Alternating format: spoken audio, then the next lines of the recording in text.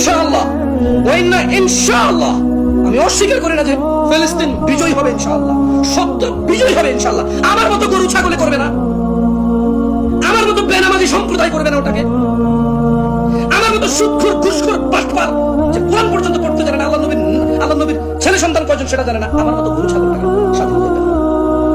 ইনশাআল্লাহ ফিলিস্তিন জিতবে ইনশাআল্লাহ।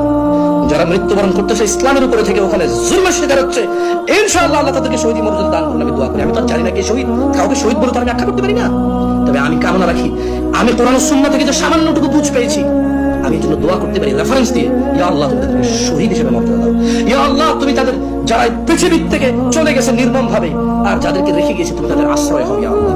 আমি জানি ফিলিস্তিন ইনশাআল্লাহ বিজয় হবে, তবে গরু ছাগলরা বিজয় করবে না, গরু ছাগলরা বিজয় করবে না, বেনামাজি সম্প্রদায় বিজয় করবে না, কোরআন তেলাওয়াত করতে জানে না এমন সম্প্রদায়টাকে বিজয় করবে না, যে মা বাপ তার ছেলে সন্তানকে কোরআন শিখায় না এমন বাপেরা যায় বিজয় করবে না, যে সন্তানরা সব বুঝে শুধু ইসলাম বোঝে না এমন সন্তানরা যায় বিজয় করবে না।